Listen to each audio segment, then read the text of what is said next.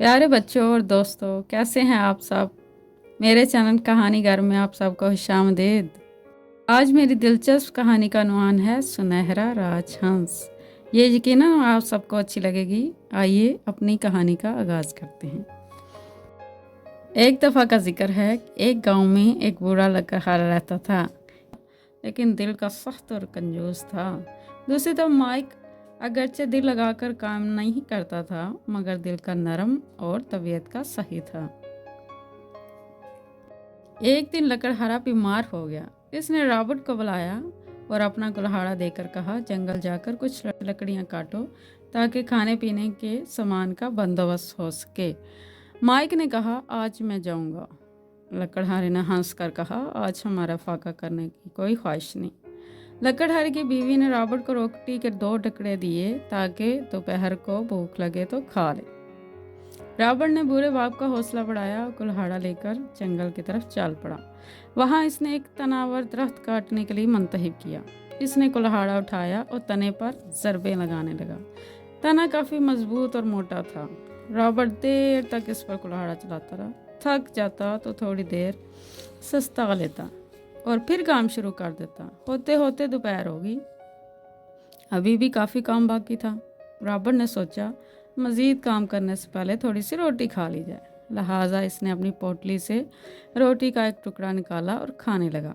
इसी वक्त कहीं से एक बूढ़ा बोना बाहर नमूदार हुआ। इसने रॉबर्ट से कहा, जवान, मुझे बहुत भूख लगी है, तुम रोटी का एक टुकड़ा मुझे दे दो, मैं बदले में तुम्हें तोहफा दूंगा। रॉबर्ट ने कहा, जाओ जाओ, किसी और के आगे हाथ फैलाओ, ऐसे ही तोहफे लिए फिरते हो तो उन्हें बाजार में बेचकर रोटी क्यों नहीं खरीद लेते।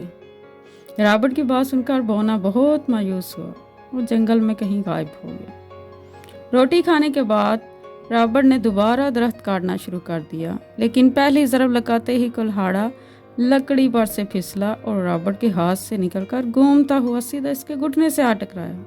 रॉबर्ट टांग पकड़कर वहीं बैठ गया। दर्द के मारे इसका सर चकराने लगा। हालांकि इसकी टांग टूटी थी। अब ना तो वो काम कर सकता था और ना ही वहां से उठकर घर जा सकता था। बेबसी के आलम में वहीं बैठा दर्द से कराहता रहा। जब शाम तक रॉबर्ट घर न पहुंचा तो इसके वालिदैन ने माइक को इसकी खबर लाने के लिए रवाना किया। माइक जंगल में पहुंचा तो देखा कि भाई चोट खाकर गिर पड़ा है। रॉबर्ट को उठाकर घर लाया। रॉबर्ट की हालत देखकर इसके माँ बाप बहुत परेशान और अफसरदा हुए। लकड़हारे ने सोचा कि एक ही बेटा काम करने वाला था, अब वो भी जख्मी हो गया। अब तो मुझे ही इस बीमारी की हालत में सारा बोझ उठाना पड़ेगा। अगले दिन लकड़हारा जंगल जाने लगा तो माइक ने इसके हाथ से कुल्हाड़ा ले लिया और कहा, आपकी तबीयत ठीक नहीं, आप आराम करें, जंगल मैं जाता हूँ। ना चाहते हुए भी लकड़हारे ने कुल्हाड़ा इसके हवाले कर दिया। माँ ने माइक को भी रोटी के 2 टुकड़े दिए और दुआएं देकर रुखसत कर दिया। माइक कुल्हाड़ा लिए इसी दरख्त के पास पहुंचा जिसे कल रॉबर्ट काट रहा था और काम शुरू कर दिया। दोपहर हुई तो रोटी खाने बैठा। इतने में वही बोना नमूदार हुआ और माइक से कहा, जवान, मुझे बहुत भूख लगी है, अगर तुम रोटी का एक टुकड़ा मुझे दे दो तो। अभी इसकी बात मुकम्मल भी नहीं हुई थी क्या माइक ने कहा, हाँ हाँ बाबा, एक क्या तुम दोनों टुकड़े खा लो, लगता है तुमने बहुत देर से कुछ नहीं खाया। बोना जल्दी से दोनों टुकड़े खा गया।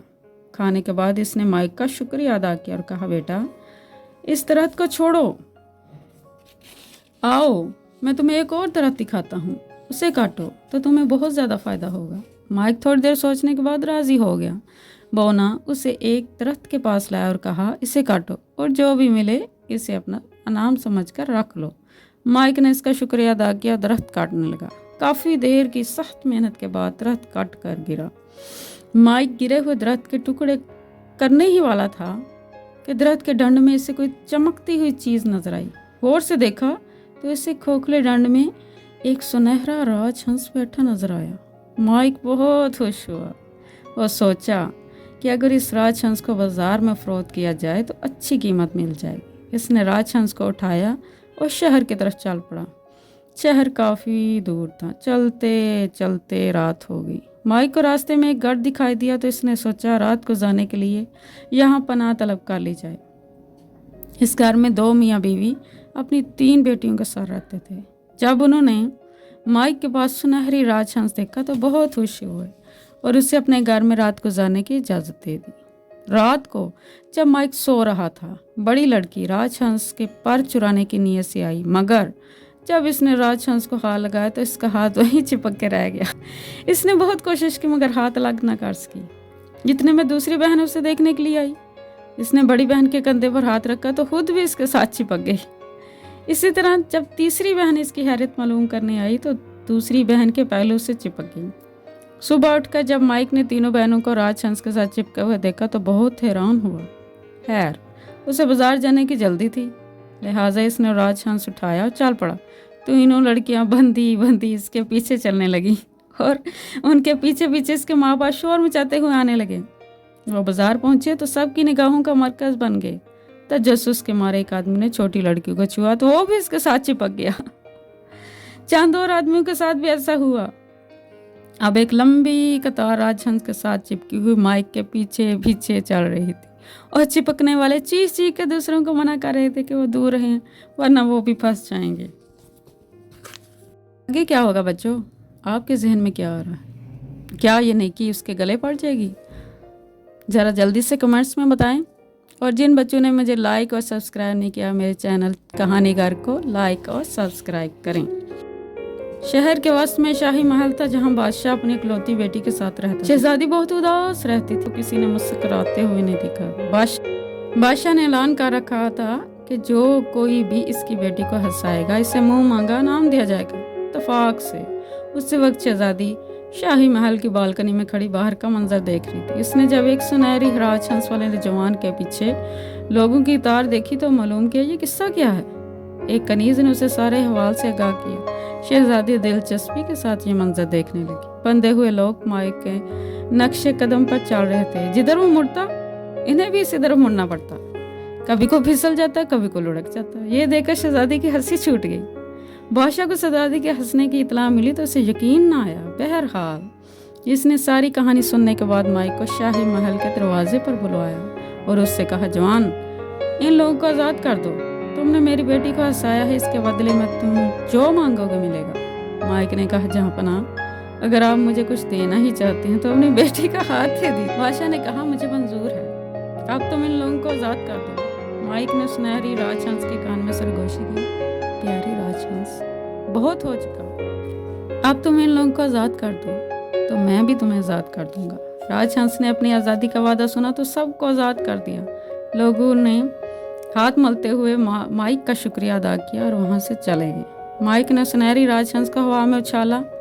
राजहंस ने अपने सुनहरी पर खोले और उड़ता हुआ सबकी निगाहों से ओझल हो गया। शहजादी की शादी माइक से कर दी गई। इसने अपने वालिदैन और भाई को भी शाही महल में बुलवा लिया और वो हंसी खुशी रहने लगी। देखा आप सब ने, माइक को इसकी रहमदिली पर शहजादी भी मिल गई और वो शाही महल में भी रहने लगा। आज की कहानी का अख्ताम करते हैं। आप सबको ये कैसी लगी कमेंट्स में ज़रूर बताइएगा। जिन्होंने मेरे चैनल को लाइक और सब्सक्राइब नहीं किया वो जल्दी से कर लें, अपने दोस्तों में शेयर भी करें। आइंदा नई कहानी के साथ मिलेंगे।